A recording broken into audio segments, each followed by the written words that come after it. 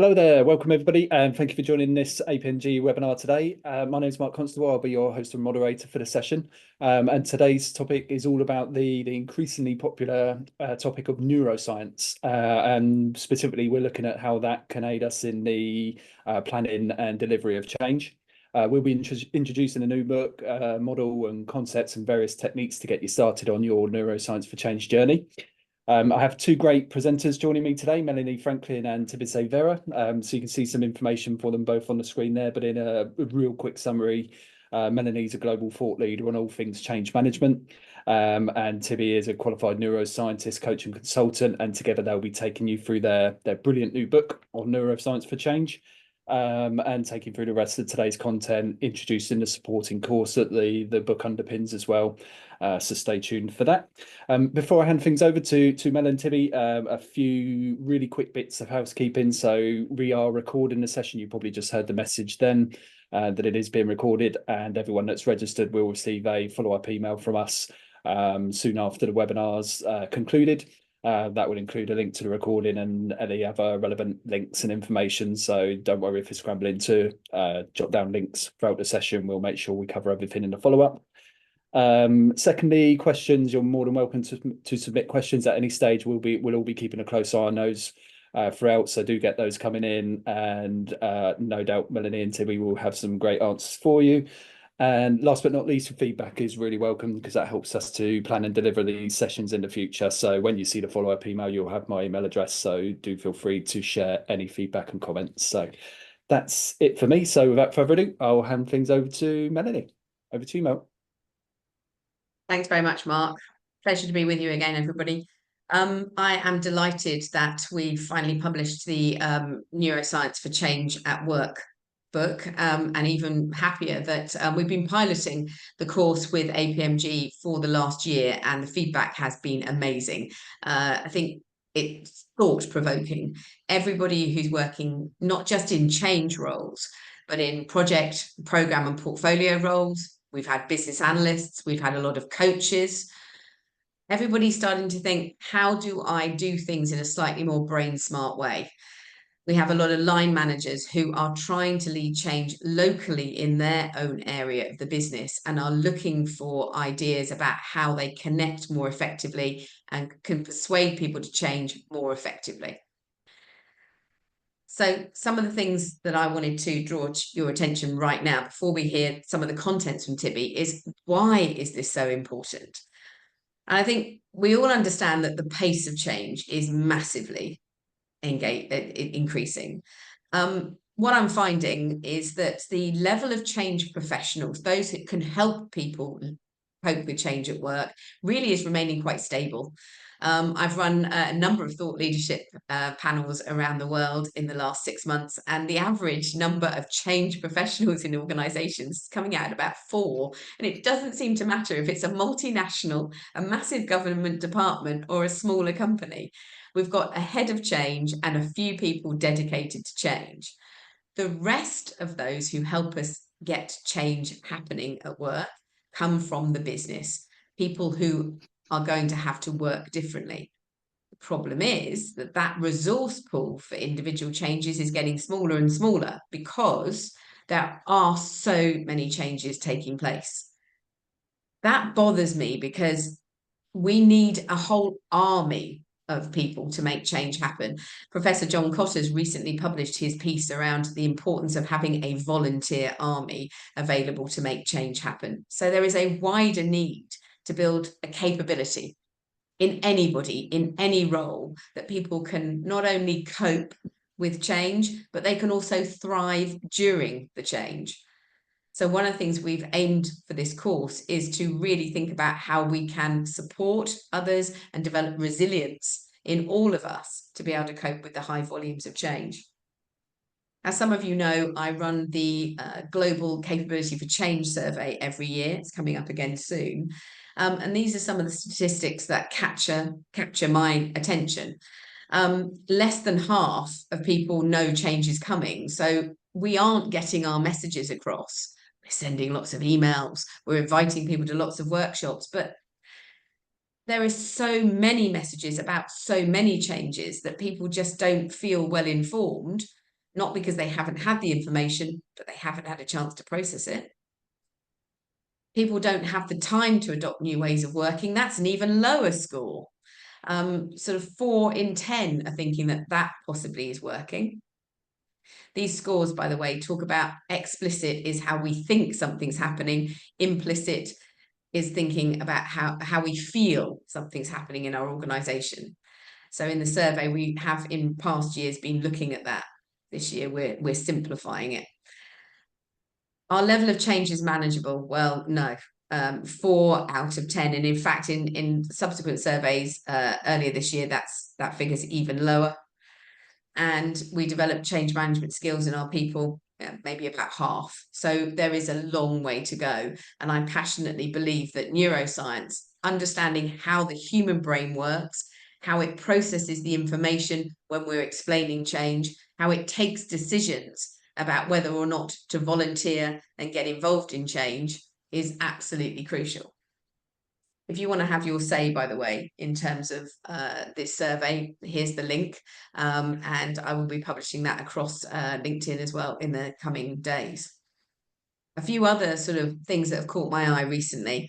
I was looking at a Gartner survey end of last year, where they were looking at how many change initiatives an individual at work, just coping with a day job, is actually exposed to. And when they asked this question in 2016, it's more of an accident on one of their earlier surveys, the average was 2 enterprise-wide initiatives. But that has now gone up to 10. So it's 5 times as high. And I think that represents the feeling of many of us that actually we're struggling to cope. We come in the morning overwhelmed by the amount of things that we have to do. And by the end of the day, we've done a lot, but all we can think about are the things that remain undone. So the pressure at work is ever increasing. I'm also really attracted to the information I'm getting from some of the bigger consultancies. PwC and Deloitte have done surveys, IBM have done surveys about the impact of AI. And a recent IBM survey found that 35% of CEOs said that they felt that their staff would need to be upskilled and would need retraining over the next 3 years because of AI. That's up from 6% the previous year, so 29% jump. I thought it was interesting that the PwC survey, similar question, they got the result, 65% CEOs think that there's going to need to be reskilling, retraining.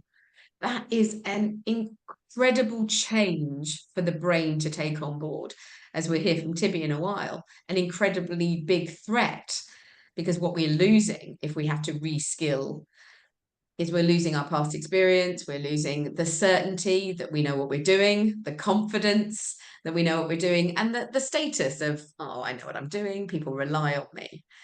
So these figures are pretty horrifying about the amount of change that is happening at the moment.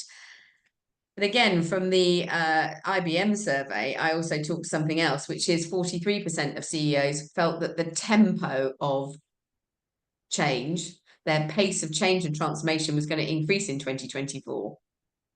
Only 19% said it was likely to slow down. So more than 2/5 think that the pace of change is going to increase. So everything we do on the Neuroscience for Change course is about how we get smarter. And these next couple of slides are just sharing with you my journey over the last few years about why perhaps neuroscience is no longer an interesting subject. It is now an essential skill. And that how it is affecting how I engage with my clients, how I persuade people to make significant change at work happen. Now, I think a lot of us do sort of stakeholder analysis. So we start to think about, well, what role are people playing? Are they a supplier or provider in the change? Are they a recipient, a customer of the change? Are they in some kind of authority role? And so we start to craft information based on what it is that they are supposedly doing, the role that they're playing. We go further and we start to do the analysis of, well, how interested are they in the change? What power or influence do they have over the change? And other similar matrices. So we do all of our stakeholder analysis and identification. Nothing wrong with that. But the problem I have is that that information it helps me shape the content of what I'm telling people. So it's relevant content. But in a world where there are so many changes, the likelihood that people have actually read what I've put out or heard my messages is a lot more remote these days. And so actually the information is just sort of bouncing off. Similarly, I might make logical, rational arguments about why the change is valid for that role, what's important, and it's just not connecting. I tell engaging stories. We all know that if I talk about examples and stories, you're more likely to retain what I said than if I just quote facts and figures. So I bother to create that emotional connection about how the change will help you, why it's beneficial, it'll improve your career, it's going to make the job easier. I put all that effort into engaging stories. The volume of change means you are less likely to have heard me. And that kind of information is bouncing off your brain. What I need to think about, and what you find from the Neuroscience for Change course, is a far more direct way of communicating. We think about how the brain likes to react to things, and we can create brain-friendly messages. So when you listen to Tibi in just a moment, and she's going to pass on just a tiny amount of information that you get from the Neuroscience for Change course, it starts to shape how you construct messages, how you think about meetings with people, how you have one-to-one sessions, what you say when you pick up the phone or when you're on a Teams call. Understanding how the brain processes information, understanding how it takes decisions, understanding what the brain likes and will more easily adapt to, really can affect how we engage with each other. And I am finding that everything that we've been doing in the last few years in neuroscience is keeping me in the fight. The more the change goes up, I'm still able to have those connections with people, even though they're busier and they've got even less time than they had before. So I'm here to talk about what's the real practical implication of understanding neuroscience. It's not just a nice to have. Understanding that the brain wants to connect to others. We talk about oxytocin, the brain chemical, which is about bonding and building trust. And how, as we build trust in the way in which I put my messages across, people will be less defensive about what I'm asking them to do. They will resist less. If I can think the brain loves certainty and predictability and to know what's coming up next, I can shape my messages to carefully explain what the next steps are and to provide that reassurance, so that my stakeholders' brains are sort of nodding along and going, this is a good thing. We're doing really well here. Let's do more of this. If I show respect by asking my stakeholders, what's the impact on you? What do you think we should be doing? Then I'm giving the stakeholders' brains an opportunity to really think it through and to take ownership. And suddenly it starts to become their change, and they start to pull more from me rather than me continuing to push my information onto them. By giving choice, we're increasing autonomy or empowerment. The brain wants to be protected. If I give you an instruction, that's my brain deciding what has to happen. If you decide what has to happen, your brain is thinking, I'll do the thing that's best for me. And therefore, you're more committed to that. You feel more reassured by that. So understanding how the brain is wired, understanding what the brain really wants from us, will shape our messages. So I am passionate about this because of the difference that it makes in my effectiveness at work. In all of my relationships, I'm thinking through, can I give the brain what it wants? Can I reduce the threat of change? And can I increase the pleasure, the reward, the opportunity? So everything I do is now about reducing some of the adrenaline and stress related to change and increasing some of the dopamine, that chemical that creates sort of energy and motivation, the oxytocin, the bonding and trust, and the endorphins, which actually reduce pain and make us feel okay. But I'm going to let Tibi give you more insight into the actual content of the course. And then I'll come on at the end and tell you what other people are saying after they've been on the course. Thank you, Melanie. And exactly for what Melanie is saying, is that we decide that was no qualification in the market specifically for change and how important it was, right? And that is how we create with APMG this certification and inspire Melanie and I to write this book of Neuroscience for Change. And basically, from the human perspective, after every change, it was this observation that this was present very much when I was doing all the research in the neuroscience, is that during times of change, we know that it's present a lot of resistance. Whatever change it was always present, resistant. We tend to work within an environment much more toxic.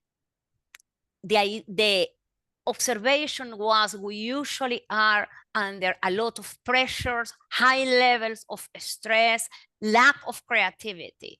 What happened when we are under that pressure and that environment, as Melanie was saying, our body will release certain chemistry, which is a chemistry under the threat system. Is a lot of cortisol, adrenaline when we don't need it, nor adrenaline make us hypervigilant. And the presence of all that chemistry for a long time, even independently of any part of the phases of the change we are, actually, I will even argue, do we even now need to worry about what phase of the change we are? I mean, we have multiple changes coming at the same time. It doesn't matter if we are in the shock phase, in the integration phase, we have 10 changes or more at the same time, and for each of them, we are in different phases. What we observe and we create this qualification and the importance of the neuroscience is because what we notice is independently where we are in that is that after we, in theory, adapt or we integrate each of the changes, what it tends to happen is the people within the organization become much more cynic. There is kind of trauma. We don't tend to talk a lot about trauma within organizations, don't we? We think it is personal, but there is a trauma from an organizational level. And this obviously creates some disengagement, lack of innovation. And as an organization, we get stuck, right? We have a bad positive, what we call a bad positive to change. And that is the importance of this certification. So basically what we need is when we create, and we call it from reality from dream to reality, is basically we want people to adapt positively to change. We want people to avoid that cynicism, that trauma, that disengagement. The idea is that we can train our brain. We can trick it, we can hack our brain. And it sounds difficult to do, it is not. It's just by simple procedures, simple habits that we create. So basically the idea of the qualification of neuroscience for change in the book, the certification, is basically make science accessible. When I was studying neuroscience, it sounds difficult. I mean, yes, you need to learn a lot of things, but it could be very simple. And I think that's what we did, make it science, take it out of the lab and make it accessible, relevant, and most important, practical at individual and at organizational level. And that's what I want to very quickly introduce here to you is the backbone of the certification from the science perspective, which is the Pepe model. So yeah, before we get on to that, if we can just emphasize that some of the feedback that's been on the course is the fact that Tibi and I have worked together clearly on this, and she's bringing the science and I'm bringing the practical examples of all the change initiatives I'm working on. And what we do is we don't overload you with science during the course. We give you lots of ideas from the scientific viewpoint and say, how does this work? And we've come up with lots of examples of how it really works in change initiatives and how does it change how stakeholders engage. So you can be reassured that what she's saying, making science accessible, relevant, practical, and useful. So that's the key things that we've emphasized in this course. But now we're going to hear a lot about the Pepe model, which is a great and simple model. And basically, the idea of this model is to encapsulate within 4 really big areas all the lessons that we have learned about why we resist to change, because that is what we need to understand first, to after translate it into 8 different dimensions that we can do to actually go and to embrace change. Pepe Model is not a methodology. Neuroscience for Change is not a methodology. It is an approach to change. It are the stepping stones before we actually jump into any methodology, right? It is that approach to change. And it's basically based on these big 4 domains, which is pain. We know from neuroscience perspective that when we are in front of change, we feel pain. Physical pain, social pain, emotional pain, our brain doesn't distinguish. As a result, it will release the same chemistry and we will behave on the same way that if we were having our hands under fire, right? So based on that, and using the 8 dimensions and translating this into practicality, then we can create a dimension for pain. We can either reduce our perception from pain or help our people to change the perception of pain, or we can actually do something with the chemistry, which is what Melanie was talking earlier. We can increase pleasure. For example, we can release on endorphins. Endorphins are there to increase pleasure, but at the same time to mask pain. And by adopting small activities, we can do that, and we will see that later. Let me just very quickly introduce the other one, which is the energy. We also know from neuroscience perspective that our brain consumes so much energy. In fact, about 20% of the total energy of our body, and the brain represents only 2%. So if we do something about energy, we know when we are under change, we know a new software is going to be required in the organization, when a new reorganization is announced, we know that we feel like overwhelmed, don't we? So if we try to do something in the way that we communicate the change and we try to save energy, so we will feel less overwhelmed. If we're trying to provide people with more energy, like for example, dopamine, we know it physically gives us energy. So if we find ways to do that, we're already with a big help, right? Let me give you much more details because that sounds very practical, and that's the way that we approach the program. Within the first dimension, when we are talking about the reduction of pain, the idea is about how do we do to create habits. From the brain perspective, what we need is trying to create habits in our daily way of working, in our daily routines, that one of these habits that helps the reduction of pain, it could be, for example, the habit of creating psychological safety. So what can we do to reduce that perception of pain? Well, the first is to increase psychological safety. Oh, that's a big thing.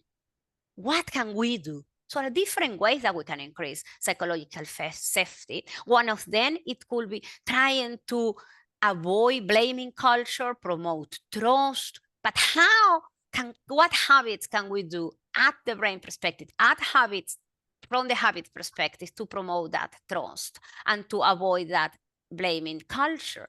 And that is about sharing the mistakes, for example. If we openly share mistakes rather than hiding, cover them, which tend to happen a lot during change, don't we? And we focus on the learning part. We're not saying let's go and promote the errors, let's promote failure. No, but they happen.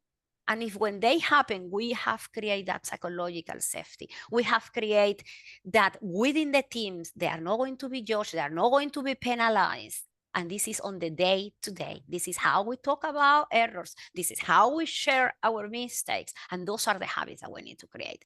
Let me explain you a different dimension now. Let me explain you what we call the peaks and valleys.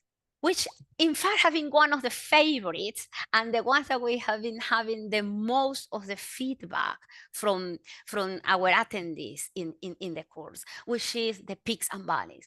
And this is because we usually don't tend to think a lot about how busy we are, how overwhelmed we are, how we are anticipating the change, how we are working toward objectives all the time. Peaks and valleys is all about our body usually works really well, and this is what we learn from the neuroscience, all the insights. It works much better when we oscillate. The idea is not trying to remove all the stress. The idea is not trying to remove ourselves 100% from the overwhelm. No, these have some advantage. Be in the peaks have huge amount of advantage. It helps us to be in flow. It helps us to be attentive. Certain level of adrenaline and cortisol make us move. The problem is if we leave it up all the time, if we are all the time in this anticipation, working towards a goal, result, that is the issue. So we need to find ways to go into the valleys. And that's why we say, let's anticipate, let's balance anticipation with pleasure. What can we do, for example? That is how practical we go. It's, well, let's try to allow and to create habits of incubation periods. For example, what habits can we create when we are allowing incubation periods? It could be as simple as taking time to celebrate what we have done well. We usually are not very well at that, don't we? So it's just thinking about small gains that we have achieved within this big anticipation. Why? Because when we got those times of small celebrations, we allow time for our brain to reset and to incubate, to reflect what has gone well, what it's not. We need to remain much longer at the present moment. And we don't tend to be very good at that, especially within organization and especially within change. We need to remain longer in flavoring, right? Any achievements, in flavoring and celebrating, because from the chemistry perspective, it has a big advantage. Our brain will release endorphins, it will release oxytocin. And as a result, automatically, physically, I will change my biology. Let me give you another example with a different dimension. And can I just finish off this dimension? Yes, of course. For a Please moment? go, Melanie. One of the things that I have noticed, particularly with my senior leaders, is that celebration is often not something, as Tibi says, that we do enough of or spend enough time on, because their emphasis is what's next, what's next. And actually, having worked with Tibi, I'm able to build a far better answer for my senior leaders about the need for periods of reflection, whether you call them retrospectives in Agile, lessons learned. Two things. First of all, having that period of time before we go into the next wave of change. I can say to my senior leaders, it's not wasted time. It's not people having a rest. Actually, you can squeeze more out of the changes that we've just made happen, because we're going to get people to talk about the things that they've achieved, the problems that they've solved, the moments of insight that they've had. And as they do that, they have more moments of insight. As they talk to each other, they trigger moments of insight in each other. And what we get is a far greater set of ideas about what we take forward in the next wave, the next iteration of change. So a very agile approach. So we increase the quality of the work that we're going to do next. But also, as Tibi's just said, we also increase the motivation. We're sharing success stories, which are key to creating that energy and motivation to want to go onto the next wave of change, which is critical to resilience in a world of constant, continuous change. So in my world, that argument that I've been making in the boardrooms around why we need to spend some time in every plan in that reflective activity, I can now use neuroscience to get them to sit up and listen to me a little bit more. And it is having a very positive effect, because I can talk a little bit about the brain chemicals. I can talk a little bit about how the brain is responding, and they are taking that more seriously. As somebody said to me a couple of weeks ago, this course enables them to sprinkle a little scientific stardust onto things that perhaps they've always wanted to say, but now people are listening to them more because they've done the Neuroscience for Change qualification, and they're able to say, you know what, I've bothered to study this, and what I'm saying is really useful. And as you say, Melanie, and to finish the part of the peaks and valleys, and we know that our brain, if it's all the time in the peaks, it will not be creative. We always talk about innovation, right? Because the majority of the change comes as a result of innovation, cost saving, which at the end is type of innovation. So we need people to come with new ideas. And we tend to believe that the new ideas come all the time by being in what we call beta games, the thinking, the doing, the trying to achieve this goal, trying the milestones where we are in the project. The insight, as Melanie say, comes in the valley. The insights comes in that celebration. It comes when we are flow of that oxytocin, when we are celebrating with the teams. That is where the insights come. That is where the creativity comes. But then we need to do something with that creativity. It's not nice to leave it all the time in the celebration. We need to take action. So we need to go back again into the peaks and take the advantage of a little bit of adrenaline again and cortisol to be able to close it. And I think Tibi's giving you an idea of how practically you walk away, because actually some of the things we do in the course, I've been able to walk away with quite a practical sort of innovation strategy, but actually listening to all of the domains and dimensions in the model and thinking, this is giving me a shopping list of activities we can really do that will move, talking about we need an innovation culture, from idea to practical reality. And that's probably why I'm so enthusiastic about the course, because it makes a difference. I'll let you get on to the next dimension. Yeah. Go on. So let's move to the other one, because we could be, Melanie and I, talking about peaks and valleys all the way. It was definitely my favorite. And I let you know, we were not thinking, do we put it, do we not? Because senior leaders don't believe on that. I'm so pleased to say that is the one that we've been having the most of the buy-in. And so I'm very happy to be spreading that virus out there about the peaks and valleys. But let me talk now about the other dimension, which is about energy. We were talking about earlier that our brain consumes too much energy. And so what can we do? One of the dimensions say, well, let's try to save energy. And let me explain you how practical we can do in about saving energy to our brain. One of the things that we can practically do is trying to help the brain to spend the energy in the important. What do we mean is to avoid overloading, right? But how can we avoid practically overloading? Well, what about if we provide the right amount of information at the right time?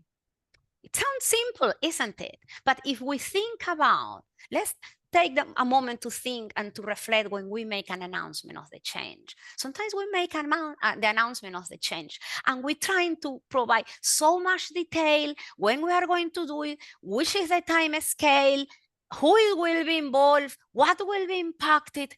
Is it the right time to make all that big presentation? Or if we go into a meeting room to trying to work towards some of the change implementation, are we reflecting? Are we really taking the right time, the right amount, right? Are we inviting the right stakeholders to this meeting? Because it could be that we are either inviting too many people to a meeting. How many times have you get invited to a meeting that I said I should have not been there, taking too much of my energy? And sometimes one person who should be there is not there, and then we're consuming too much energy and having to go and explain it again, for example. Or if we are in a meeting, are we asking all these stakeholders to focus too much in too many of the details too early? And that causes overloading, right? It is too soon. So thinking about how can we spend that energy in something productive and how can we save it, it really helps in that approach to change, to avoid that overloading and that resistance to change. Because if we are all in that constant, then it takes us back into this peak. We become resistant because we feel drained, don't we, when we are under change? I don't know if you want to add something, Melanie, about that. I think this is, again, we've seen in the courses how so much interaction when we're training this, because I think it goes back to some of the research I quoted at the beginning. The volume of change, the pace of change is not getting any less. So we are all looking for strategies where we can help people not be overloaded by the information that they're getting. And certainly there are so many practical applications of this dimension throughout the course. And people walk away from the course with a real shopping list of things they can do. And I think the feedback that really sits with me, because it's probably because it aligns to my own experience, is it has absolutely changed how I construct emails. I often, when we'll go back and read them and take information out and think about how I can simplify the messages, because I'm very aware of the amount of processing power needed by the brain now to actually engage with what I'm saying. There's some fantastic stuff on the course which talks about how words matter, and how if I read a particular word, my brain is bringing to that all of past experiences that I've had with that what I associate with that word. And so I'm thinking I'm much more careful about the words that I use, my sentence construction. I'm simplifying things, taking out information, and actually reducing the amount of energy needed. So my messages are less likely to, oh, that looks big, I'll ignore that till later. Of course, they never get around to it. Now it's much more, oh, okay, I can action that. So it's improving the impact that I have. Absolutely. So it's all practical things. Tibi, can I interrupt you with a couple of questions? Yes, of course. I've written some answers. I'm trying to type the answers as they're raised. I have said to a number of people where they've asked about neurodiversity that it is a continuing theme, and I know you speak passionately and eloquently on the subject. So I've reassured them on that one. But there is another one which is around how is this affected? They're hearing that we can talk to individual stakeholders. We are thinking about communicating, but do you have any advice on how you apply neuroscience generally to how an organization is doing change? So almost scaling up what we're talking about from how we help people address their stakeholders and engage with their stakeholders on specific changes. I've already talked about how I engage with senior leaders across the board using neuroscience.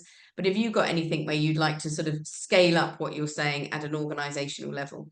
Yes, definitely. And ideally, we can use what we learn in here and Pepe Model to actually create processes at organizational level, to create practices, to create really culture. All this is about creating a culture to manage change. And I give you an example that I was working with a client at the organizational level, which is actually how can we do to help people to go into the peaks and valleys. Let me talk here about the peaks and valleys, because I think that's the one that people take it so personal, but we can do a lot with the peaks and valleys.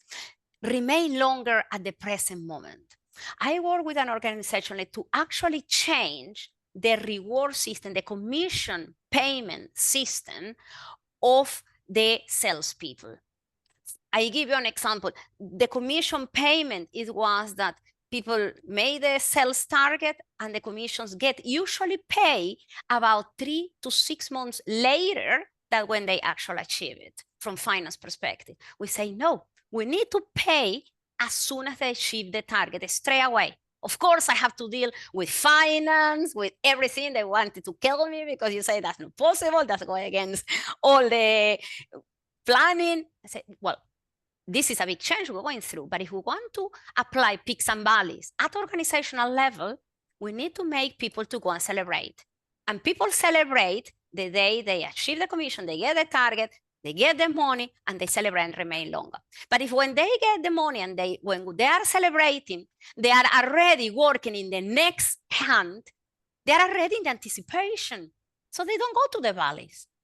So then we work together with finance department as much as we could to actually allow people not to go into the next hand, into the next quarter's target, to be able to remain a little bit more at the present moment.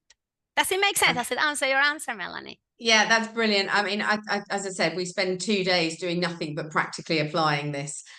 We scale it up to the wider organization and its procedures and processes, and we scale it down to individual changes. So that's one. I know that you're going to talk about the positive prediction signals. I've got a couple of questions on hybrid working. I will come back to you. So have a look at, if you take yourselves through this one, and then we'll come back. We've got the last few minutes, so we'll certainly we'll get through a few more bits. So over to you, Tibi. Yeah, sure. And let me give you another example. This is the last example. I'm just picking up some of the dimensions of the certification. It takes, as Melanie says, 2 full days going through all these practicals. We just wanted to give you an idea how we work from the top, which is, okay, let's go in the case of the error. We know the error make a huge issue in resistance to change. And even more, it makes us become cynic. Why is that? Because our brain is usually trying to compare expectations versus reality, right? And it doesn't work well under uncertainty, because uncertainty usually doesn't allow us to meet our expectations versus reality from the survival perspective, because we live with a very old machine. We live with a 40,000 old machine in our head, dealing with modern things, right?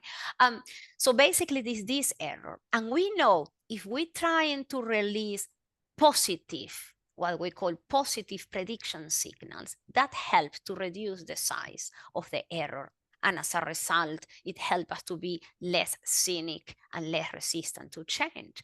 And one of the ways that we can release that is about bringing familiarity. The less thing that we tend to think during change is that it's something familiar. No. I mean, for example, if we're introducing a new software, here we have an expert, probably a person who is an expert who has been working with that software for 10, 15 years. It's its baby. And he have no idea, he's going to lose the status of the next software. It will not know it. They have no idea how it will be some of the functionalities. So obviously, the brain is in a huge error, like, hello, what is happening? So if we try to bring some familiarity within the old softwares, and when we bring the change, we need to really create habits of identify and reinforce what it is not changing. This is what we mean. We need to ensure that our brain recognizes certain patterns, right? When we are going through change, we tend to usually focus on the benefit, which is great. We need the benefits as well. This is another practical idea. But not only focusing on the benefit, not only focusing on the skills that we need to do. How far are we? Who will be involved? How are we going to do? Let's do the test. We tend to be, if we reflect, most of the vocabulary that we use during change, it is about the new operating, the new way of working. We need to reflect and to reinforce, to identify what it is not changing within this software, right? Okay, the people I'm working with will be the same. My clients will be the same. Okay, I will release the same amount of oxytocin with these people. And I need to go and to do a real analysis about what is not changing. And after I do that, I need to reinforce it at the same level that the things that are changing. So we compensate. By doing that, our brain reduces that error system, that then it circles back to the pain. Because the higher the error, the more pain we have. And that model, that's why we show Pepe Model as a circle, because all of them circle back. And that's why we say it is all about creating habits. Why is that? Because at the moment that we need the most of reinforce what is not changing, we will not do it, because we are all overloaded about the new change that is coming, about the new iteration that is coming. At the moment that I need more the celebration of the peaks and valleys, I will not celebrate because we have so many things to do. When I need to save energy, I will not. But if we create habits, that is the real changer. That's the game changer here. Melanie. One of the things that I've taken from this, I mean, bring familiarity. One of the things we talk about a lot in the course is that the brain does not like difference, and something unexpected. Whether it's positively unexpected or negatively, the brain still sees it as a difference, and it's unhappy because it's not getting that consistency, familiarity, and predictability. In a very practical way, what I've learned from the course is something I can emphasize again with senior leaders, and how we are dealing with the change is, hang on, do we really need to change everything at once? And doing a far more phased approach where perhaps we might change some of the processes that people are following, but maintain them in the existing teams where they retain all of that social support that they have, instead of trying to restructure the team and apply new processes and a new system. Because actually, when we've got the differences, I wasn't expecting to have to build new relationships with my colleagues and learn the new processes and learn new systems. So I'm finding there's a great deal of practicality here in really questioning how we might do the change. So an awful lot of the neuroscience from this course, you start to think about how you build your own change management strategy, which I think is absolutely key. Now, I've got a number of questions. I'm going to start answering them. I've got one about the courses, then I'm going to go to Tibi on hybrid working and a few other bits and pieces. So the first is, yes, this is the brand new course. This is 2 days. And if you're looking at your education, it's about understanding all the things we've talked about today. How does the brain work? And having that fundamental understanding that shapes from the moment you finish the course, it shapes how you do change from then on. That's certainly been my experience over the last couple of years. That as Tibi and I were writing the book and as we developed the course, it is absolutely shaped my experience of how I run changes. For those of you who are needing to hit the ground running and actually want a toolkit of very practical things, a lot of which we go through on the course, but the practical techniques for how we apply these things aligned to basic life of a change, from start, the initial idea, through to how we create positivity, get people involved, build their resilience, and celebrate at the end. Then the Agile Change Coach course is those 41 techniques, really practical techniques, pulled together as a change plan. So you've got 2 courses, neither one of which acts as a prerequisite for the others. So think about your own learning and think about what is it that you want to do. Do you want the background and then you can seek into learning more about techniques? Or if you've got a job interview coming up, or you have got a major change program that you think, I really need some practical help right now, immediately, I want somebody to give me almost a pre-prepared change plan, then the Agile Change Coach is the one for you. And because there are so many of you that have signed up to this webinar, and as part of what we are doing, increasing your pleasure, we are celebrating, we are rewarding you. So if you have signed up for this webinar, then that is why you've got the 20% discount. I've put the links into the courses, and so you can join the course at the end of next week.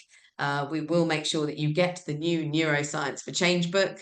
You will get the Agile Change Management Handbook for the Agile Change Coach. So you will get the book as well as the course, and you will get the exam as well. So it's all wrapped into one. So one fee to pay, and you get the course, the learning, the networking and the socializing with everybody on the course, and you get the new qualification. And as you can see here, the digital badges that are actually issued from APMG.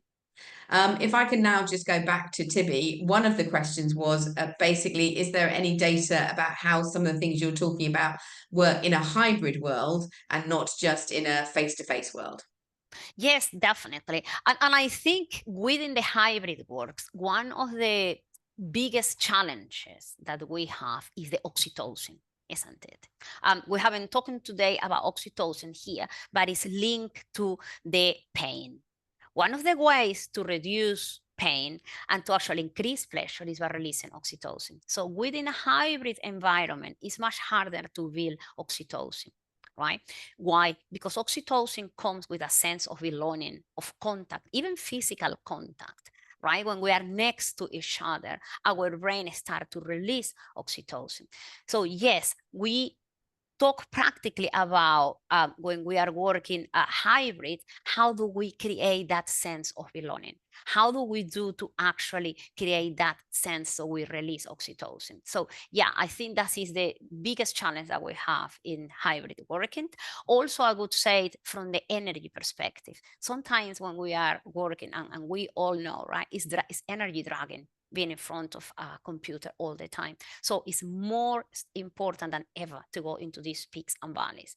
Being in front of a computer, especially if you have the camera looking at you as well, this is totally energy consuming, because unconsciously you are watching yourself, how you are doing it, how you are behaving. So if you can switch off your camera, this is just a very quick tip, you already save some of the energy, for example, because this is unconscious. We don't realize that it's energy consuming. It doesn't happen when we are face to face, because we don't see ourselves, right? And somehow the brain becomes less conscious how we look. So yes, there is a lot of data. I hope this answered practically.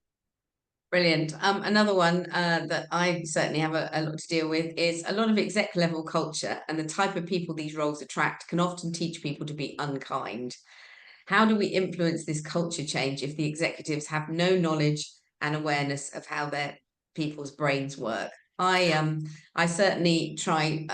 I think two things I'll say is that I think we can use elements from the course. I think you find, certainly the people who've been on the course are saying that they can include that in a lot of the work that they do, that perhaps starts to create some of that awareness, because they can talk about how the brain operates and gets people thinking about how they are reacting, threat and reward, to certain situations, including execs. But Tibi, what's your view?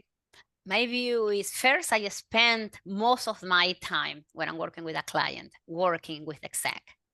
And once they understand how the brain works, it's like, when can we start? I mean, that's it is. So it is about training there, right? It's training our executive, and that was one of my main inspirations to write this book, right? Together with Melanie, it was, we need to spread the voice out there. Now, another way to also do it, because it's practically not necessary, everyone is open to it. Another one is at leadership framework level. If we start to implement some of these habits, because it's all about habits, isn't it, as we say? If we start to implement those habits to our leadership framework, to start to be more kind, what metrics do we use? What metrics do we do to pay our executive? I'm not saying be kind, but we can use metrics about how motivated it is, and the metrics, the motivation, trying to link it also into the innovation, right? So we have data that demonstrate the most innovative an organization is, then you are more in the marketplace, you become more profitable, and trying to map that all the way that the motivations comes at an individual level. I think that's what we are going through with metrics. So I would say it's about developing metrics that still we don't have a lot, but we do have some, and it's focusing on that in metrics. And that's what we are doing next as well with Pepe Model, start to develop those metrics. Something else that actually leads on to another question we've had about the metrics for change.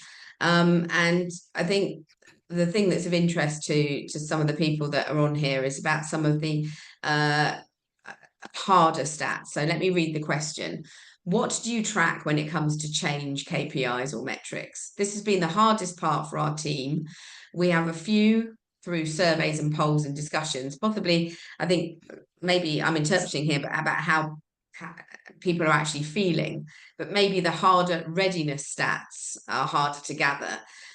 So thinking, there's a question about what should they be, but I think always statistics about the level of participation in your change, and also the level of readiness, and I think and the level of change fatigue, so what metrics would you recommend? I've just thrown in a few areas there. Do you think, from your Pepe model and the dimensions, are there some extra metrics that you would put in to track that we are perhaps being brain smart in how we do change? Yeah, definitely. I would think error will be one of the first ones that we will do. from the perspective is how do we track learning for failure? Because when we learn from failures, when we learn from errors, that have a big impact in how our brain deal with errors, right? If I'm scared that I'm going to make errors and make failures, that is a big impact. So one of the ideas is trying to have metrics from what was it good about this error. We usually don't tend to answer questions and to measure it in that way. We tend to measure how much have errors decreased, how many new things have come, but we don't tend to have metrics about what was it good about X numbers of errors. So that is a good error. That is a good metrics, and trying to see how many of the good things came. Why is that? Why is that a metric? Because you will notice that slowly people will reframe from saying, okay, there are 10 errors. And the next step is people say, oh, I learned 10 new ways of doing things. The real metrics is how many questions did you have? What was it good about this error? That is a great metric, for example. Excellent, thank you very much. I've had some others on metrics. The Change Capability Community has got a lunchtime session tomorrow where you can join in and start answering these questions yourselves and work in groups. If you're not sure where that is, get hold of me in LinkedIn. I published again today the Change Capability Community. It's a LinkedIn group, and we have monthly networking events, and tomorrow it's all about metrics and measures. I've got somebody here. I'm interested in application to the most challenging fear-making changes. So when we're doing redundancies, for example, where there is little control or people feel little control, and they feel that they're at risk of losing their jobs, they're losing their social connections, and the organizations too often rush this through. I know that we cover this a lot on the course. Do you want to have a quick say about how some of your domain and dimensions from the Pepe model are great for this situation? Definitely, this is about pain. And I would say the best way to do it is for people to feel value, right? Redundancy, because what we tend to happen is that fear that, well, there is the pain that I'm going to lose my job, but there is also the pain and not value. I worked 20 years for this organization and look what I get. So I think there is a huge amount of importance, especially during those big difficult changes, of people to feeling value. We need to release oxytocin in the people. And these have two purposes. One of them is obviously the people who will face redundancy, they will go with a possible better well-being and better equipped psychologically that they are valued. And then for the remaining people in the organization, we were talking about trauma. And if people feel value, even during those times, that is very important. So in the course, we're going through very detailed how people feel value. That's lovely, thank you. And I know we've come to the end, so I just thought I'd put up here a reassurance, because after all, we are about reducing pain, increasing the pleasure. And so it's great to have live feedback from the Agile Change Coach and the Neuroscience for Change course about people feeling stretched and giving them new ideas of how they think about change, the content being insightful, the pace being excellent, how applicable it is to their situations, how many new ideas people are getting, and how the brain chemistry and thinking about how we are brain smart, and the techniques we have on the Agile Change Coach course, or the background information and the practical application in the neuroscience course. So I'm getting a lot of questions from you of people trying to book the courses right now. Yes, there are a couple of places on both of those courses. Otherwise, I never would have put the links in front of you.